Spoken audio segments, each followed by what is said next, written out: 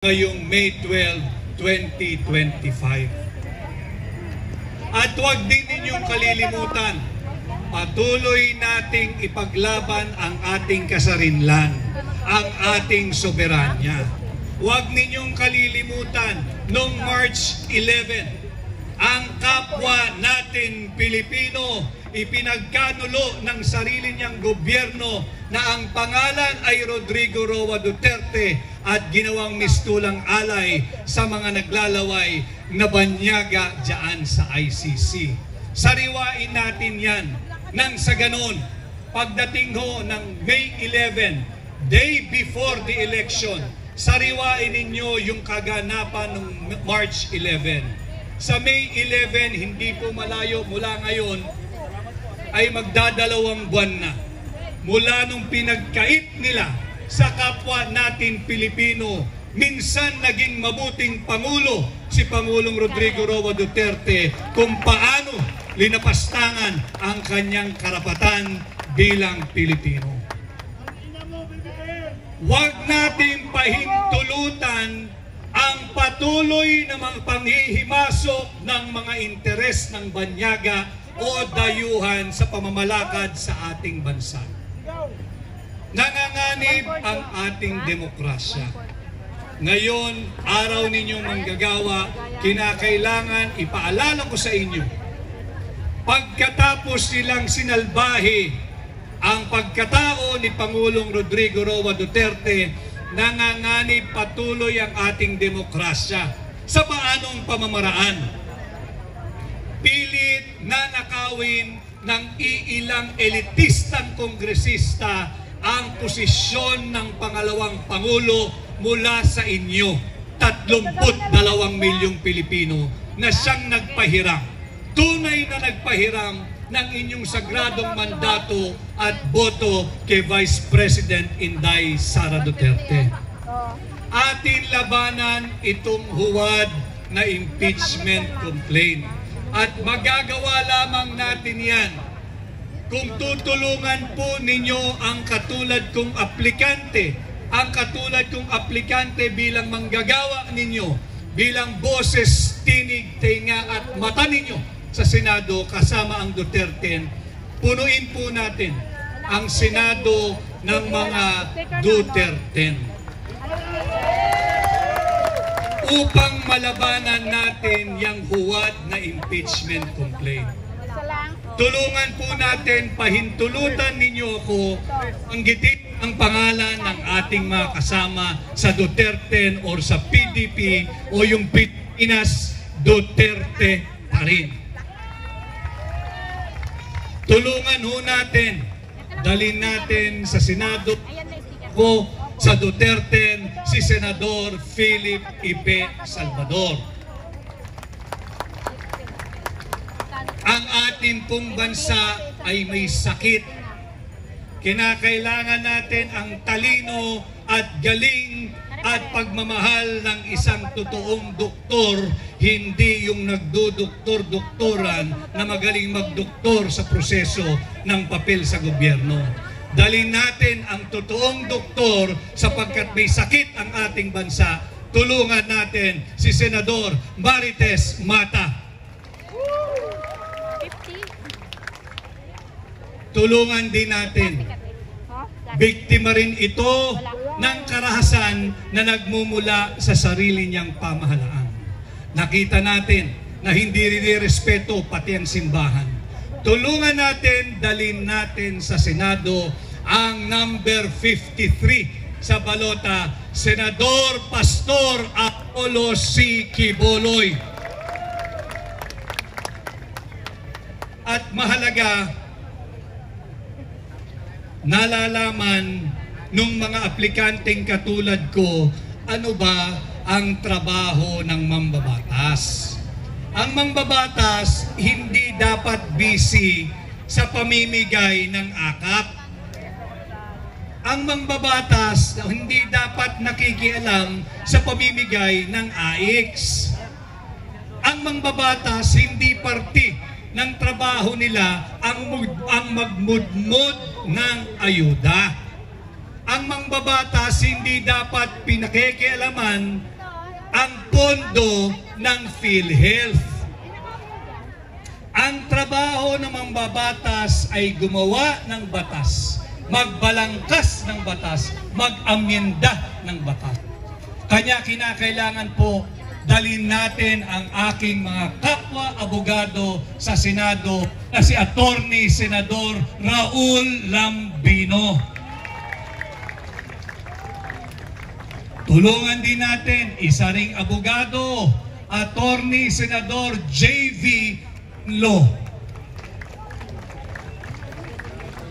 Tulungan din natin, hindi lamang musikero, magaling na musikero, magaling na abogado, dalhin natin sa Senado, Senador Jimmy Bondoc. At bahagi ng Duterte, matagal na ito season, veteranong mambabatas, magaling na abogado. Panahon na upang i-promote natin mula Kongreso, iangat natin sa Senado si Senador Attorney Dante Marcoleta.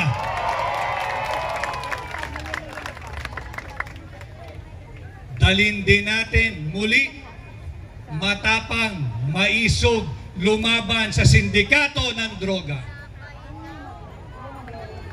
Lumaban sa mga kriminalidad. Ibinuwis ang kanyang buhay, nanindigan at may tunay na pagmamahal kay Tatay Digong.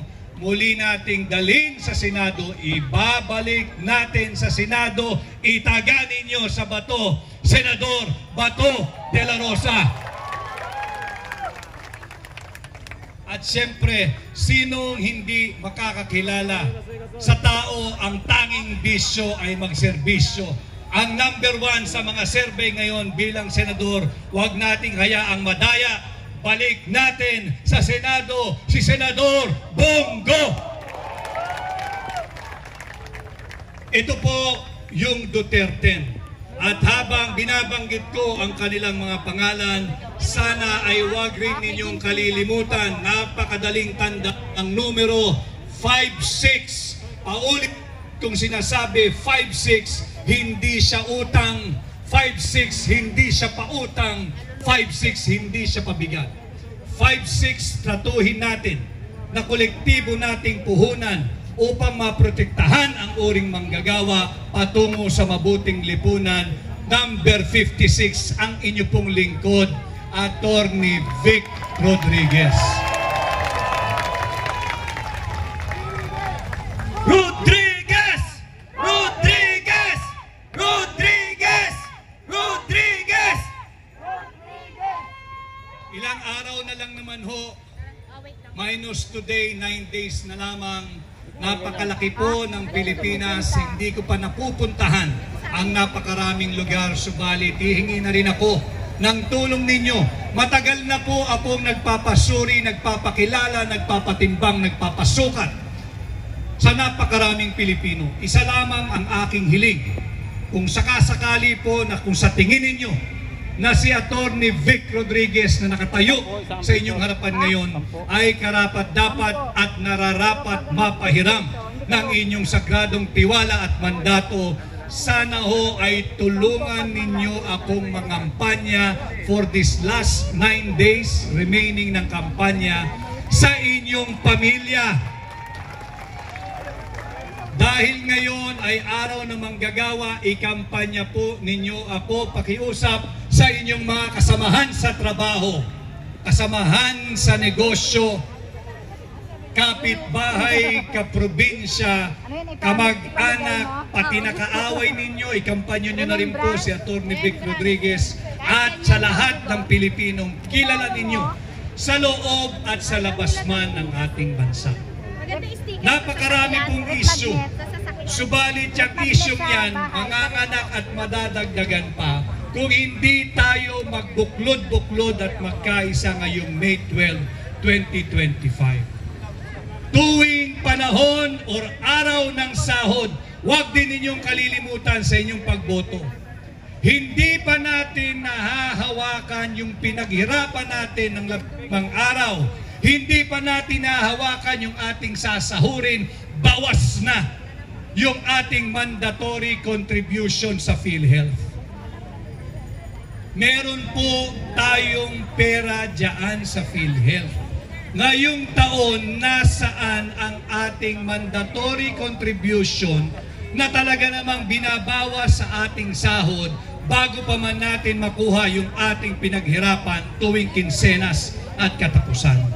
Huwag ninyong kalilimutan, zero funding, zero budget ang binigay ng administrasyon ni Bongbong Marcos ngayong taong 2025. Huwag rin ninyong kalilimutan, kinuha yung 60 billion pesos pondo ng PhilHealth last year.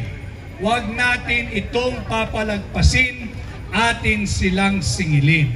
At ito'y magagawa natin pagdating ng May 12, iparamdam natin ang galit at hagupit ng sambayanang Pilipino gamit ang ating mga boto, gamit ang ating balota.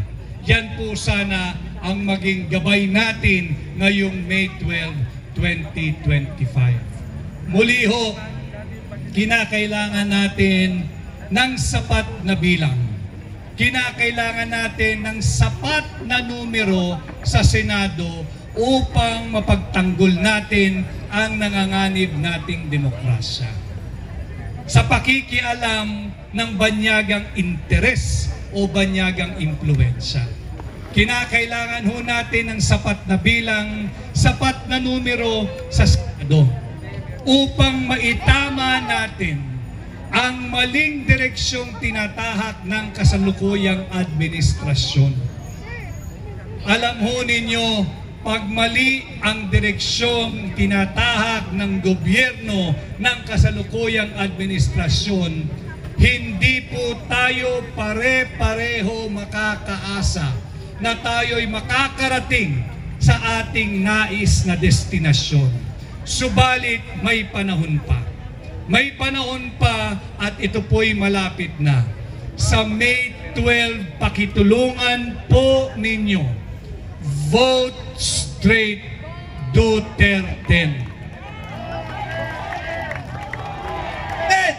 Duterte! Duterte!